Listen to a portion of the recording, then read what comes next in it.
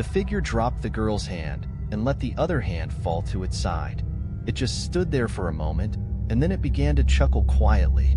"So, I see you didn't take her warning to heart, came a voice that sounded like it would better suit a serpent than a human being. Tucker flinched at the sound of that voice. It sounded much more malicious than what he remembered, but he could still tell who it belonged to. "What have you done with her?" he demanded, sounding much more confident than he actually was. "You should have stayed away, I might have left you alone. But now, stop fucking around and answer my goddamn question." The figure was silent for a moment. Then he stepped over the corpse and into the light. Tucker sucked in a breath as he saw Jeff for the first time in months. The boy he had known in school was normal compared to the creature that stood before him now. The long, unkempt black hair and bone-white skin were still the same, but now his face was horribly disfigured. His eyelids were gone, leaving behind emotionless eyes with black rings around them that seemed to stare right into Tucker's soul. His nose was gone too, but for some reason there was no hole where it used to be, just a small white hump. His lips were also gone, so now he no longer needed Joker makeup to give himself a permanent smile. His clothes were the same though, a white hoodie with fresh blood on it, and black pants. "Jesus Christ, what happened to you?" Tucker asked, more than a little shaken. "What happened?" Jeff cocked his head back and let out a throaty laugh that sent chills down Tucker's spine. "SHE happened," he said at last. "Wendy?" Jeff said nothing. "Why did you take her? Why did you kill her parents? What did you do to Abby?" Jeff cocked his head to the side and his evil grin seemed to grow wider. "You want answers, Well, I guess I can confide in you, since you won't be around for much longer." Tucker wondered if he should just run. If he left now, he might be able to make it out of there alive. But he couldn't. He needed to know. Besides, the police should be on their way by now, right? Instead of immediately talking, Jeff casually turned and picked up the girl from the floor and placed her on the bed, careful not to spill anything. He then sat down at his desk and faced Tucker, who still remained in the doorway. "I'll have some fun with her later, Now where should I begin? Oh yes, ever since I was 12, I've had these urges. The urge to kill, specifically. I loved it, and ever since my first kill I've been dying to do it more and more and more. It gave me joy like no other to take someone's life, that is, until I came here." Tucker was only mildly interested in what he had to say. He wasn't at all surprised that Jeff was psychotic. He only wanted to stall and find out if his Abby was still alive. But then he thought maybe there was a way he could take down Jeff himself, so he decided to listen more carefully. "As you could imagine, for 6 years I've been on the run from my past. I travel from city to city, have my fill of fun, then move on. When I got here, it was easy to make up some bullshit story about living with my great aunt. In reality, I just hid out at some rich old bitch's house who I had kept hostage for a while." Tucker stopped himself from rolling his eyes. He absolutely hated Jeff, a person who would kill without remorse or regard for someone's life. But in order to find out what happened, he had to keep listening. "I enrolled myself in school to scout some potential victims," Jeff went on. "I usually try to pick people who I can gain something from. But then I met Wendy. She came frolicking into my life without warning, and suddenly everything changed. She was changing me. At first I fancied her as my first victim here, but I actually began to fall for her. Several times I tried to kill her, the first time being after we had sex for the first time. She lay there, fast asleep, and I straddled her and pulled the knife out from underneath the pillow. But as I raised the knife to stab her in the heart, I hesitated.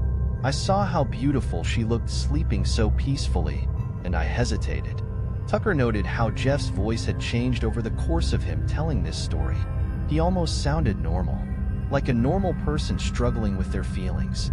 Too bad he wasn't a normal person, and this wasn't a normal love story. "I hated myself for it. I was starting to slip. I went out on killing sprees less and less, and began to spend more time with her. The second time I was planning to kill her, she told me she loved me, and I couldn't bring myself to use the axe I had hidden underneath the table to hack her to pieces. And the third time, I was really going to do it.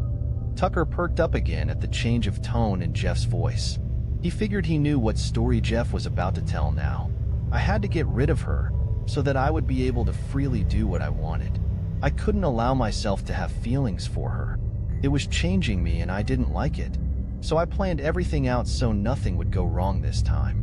While she was out partying, I killed her parents, then waited for her to come home. When she got there, oh, her face was priceless. It filled my heart with such glee to see her in so much pain. Yes, the feeling was back again. I knew I could do it this time. I followed her all the way here, wounding her in the process. I didn't want any chances for her to escape, so I made sure she wouldn't be able to run far. Tucker nodded solemnly, remembering the wound on the back of Wendy's knee that never quite healed, just like her broken heart. I was so ready to end her, but then Jeff scratched his arm and twitched nervously. Then she kissed me, and the urge was completely gone. It was such a shock that I couldn't do anything. I just had to get away from her. Tucker shook his head. If only you had just let it change you. You could have been happy with her. But instead, I went back to the old lady's house. I couldn't stay there long because the smell coming from her basement was starting to bug the neighbors. I looked at myself in the mirror and cursed myself for being so weak. I knew I had to do something drastic. Think. And then I knew. It was my lips that had betrayed me. I had to get rid of them, so I did. And while I was at it, why not punish myself further? I burned off my eyelids. I had no real use for them. And now I would never lose sight of my desires. Jeff's serpent-like voice had returned by now. And your nose? Tucker asked, grimly. Just an added bonus, to seal the deal. Jeff then stood up and looked Tucker square in the face. There was nothing stopping me anymore. I was transformed. I just needed to do one more thing to make sure I never went back. This time I kept a safe distance from her. Instead, I sent her threatening emails and stalked her at night. I wanted to weaken her resolve by slowly driving her insane. And it worked. By the time I was through with her, she had no will to live and accepted her fate without a struggle. I had one. Tucker glared at him. What did you do to her? What do you think? Jeff said, teasingly. I took her. Tucker took an angry step forward, but immediately regretted it. And Abby? Why did you go after her? She went investigating, just like I knew she would, and found out too much. I did the same to her, only she was much stronger than Wendy. Still, she eventually realized she couldn't escape from me. Should have heeded Wendy's warning. Tucker felt sick. His head began to swim, and he swayed back and forth on his feet. How could something so evil exist in this world? By this time, he knew they were dead, but still he had to ask once more. Where are they? Where are Abby and Wendy now? Jeff's unholy grin grew so wide that it nearly split his face in half, and he gestured around the room. Why, they're here. Jeff produced a large knife from the pocket of his hoodie and advanced toward him. Tucker knew what that meant. It meant that the police weren't going to make it in time after all. Instead of running, like his subconscious was currently screaming for him to do, he simply closed his eyes and thought of Abby. They're right here with us. Jeff went on, is a harsh whisper. You can see them if you want. All you have to do is go to sleep. When Tucker opened his eyes again, Jeff lunged at him. Tucker managed to dodge the knife and pulled a small pocket knife out of his back pocket. Jeff instantly recognized it as the same pocket knife he had thrown at Wendy that night. How the hell did he get it? Tucker pointed the knife at him. Let's go, pretty boy, Tucker said through his teeth. Jeff stood up a little straighter and put his hand on his chest. You really think I'm pretty? He mocked. He chuckled and then crouched to prepare for another strike. But Tucker had suddenly gone pale. It was you, wasn't it? He murmured. You were there laughing the last time I talked to Abby. Jeff shrugged. She was quite amusing. Tucker gritted his teeth and swung his balled-up fist at him. Jeff casually grabbed it in midair and squeezed as hard as he could. causing Tucker to cry out in pain. But it wasn't the hand that was holding the knife. Before Jeff realized this, Tucker swung his knife-wielding hand around and stabbed Jeff in the side. Jeff howled in agony, but didn't loosen his grip. Jeff looked down at the knife and the practically black blood flowing from the wound. It had been a long time since he felt pain like this. His victims rarely fought back. He sort of liked it. He brought his own knife up to take a swipe at Tucker, but Tucker pushed the blade in deeper, causing Jeff to finally let go. He backed away and pulled out the small knife before Tucker ran at him and tackled him to floor. Jeff dropped both knives as Tucker sat on his chest and started punching him in the face, roaring with every hit. Tears ran down his face as visions of Abby and Wendy's smiling faces flashed through his mind. Jeff flipped him over and punched Tucker as hard as he could. He wrapped his arms around Tucker's neck to choke him, but the sharp pain in his side allowed Tucker to gain the upper hand. Tucker pressed down on the spot where he had stabbed Jeff and pushed him off. He then stood up and commenced to kicking and stomping Jeff repeatedly as he writhed around on the floor holding his side.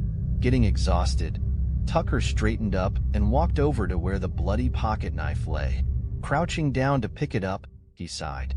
She was the best person I'd ever met, and you took her away from me, he muttered, dryly. Jeff sat up on one elbow and giggled as he wiped his face. Tucker turned and glared at him. Laugh all you want. You won't be laughing when the police get here. Jeff stopped giggling. The police are on their way, huh? Guess I'd better wrap this up. Jeff hopped up and marched towards Tucker. Tucker stood and aimed the knife at him. This is for Abby and Wendy. Tucker swung the knife at Jeff 3 times, but each swing missed. It was clear that Jeff had been holding back before. Tucker held the knife over his head and tried to stab Jeff. Jeff simply sidestepped and struck Tucker's back as he went past him, causing Tucker to fall to the floor with a loud thud. Jeff grabbed Tucker by his hair and stood him up. Before Tucker could react, Jeff hit him in the gut a few times. He then banged Tucker's forehead into the nearest wall and then let him sink to the floor. As Tucker tried to stand up again, Jeff picked up his knife and went over to the bed and sat down. He looked down at the dead girl and chuckled. Not so tough now, is he, Clarissa? I wonder how I should kill him. He paused for a minute and then put his ear close to her slightly open mouth. What's that? Pause. But that's no fun. Another pause as Jeff tapped his cheek with the knife. You're right, it needs to be quick since the police are on their way. Tucker finally stood up. He yanked Jeff up by his hoodie and slammed him against the wall.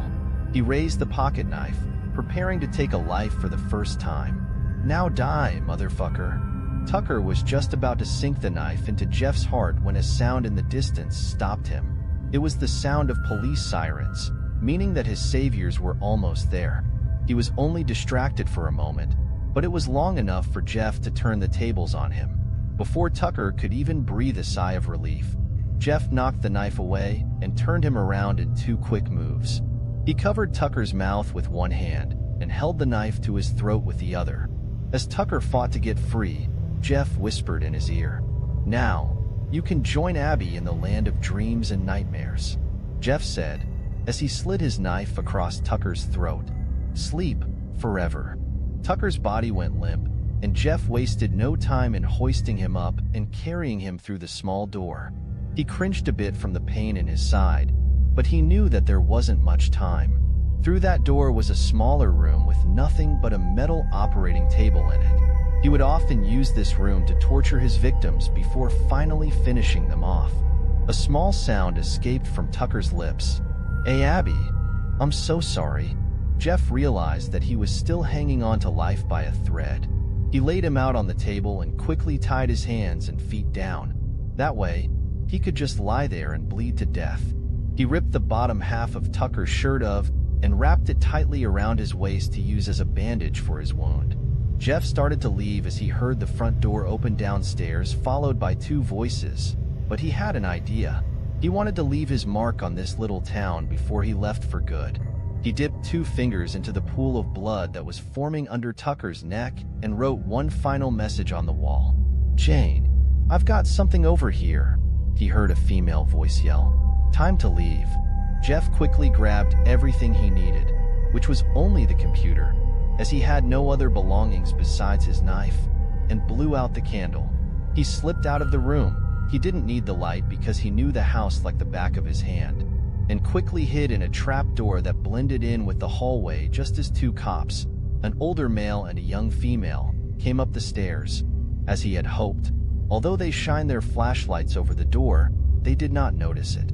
He waited there until they entered the room. As he crept past the doorway, as quiet as a killer in the night, he heard the female officer say, "He must have found out we were coming." Their conversation continued, but he didn't care to listen. He needed to get the hell out of there. As he crept down the stairs, he could hear more police officers coming up to the front door. He ducked under a table just as they walked in. They spread out and searched, shining their flashlights at every little thing. He knew that he couldn't stay under the table for long. Luckily, it was pitch black inside the house, so he moved through the darkness, ducking behind something when a flashlight beamed or a cop came in his direction. Although the computer was weighing him down, he kept this up until he finally made it out the open front door. He tiptoed outside and headed towards the cornfields, careful to avoid two cops who were exploring the sides of house. As he reached the cornfields, he heard shouting coming from the second floor. It sounded like the female cop. She must have found Tucker and his little message. The two officers who were outside quickly ran inside, guns drawn. Jeff smiled inwardly. His job here was done. Just as he was about to make a run for it, he heard crying. He turned around to see the female officer run through the front door, followed by the male officer. He decided to put down the computer and hide in the corner to listen in. Mason, get yourself together," the male officer said, turning her around and shaking her. "I didn't sign up for this shit, Jane," she cried. "The only reason I became a cop in this town is because nothing like this ever happens. You knew exactly what you were signing up for," he replied, sternly. He let her go and combed his fingers through his graying black hair. Murderers and psychos are everywhere, not just in big cities. The female officer pulled her jacket tighter around her. Maybe so, but this? What kind of human being would do that to all those poor people? And those kids, Jane, they were the same age as your daughter. They probably even went to the same school, didn't they? "Yeah, maybe," he said, quietly. "Come on, let's go inside and wait for homicide to get here." As they walked back inside, Jeff decided he would stay just a little longer. Someone needed to teach all those cops a lesson for interfering. He especially wanted revenge on that old fart, Officer Jane, was it?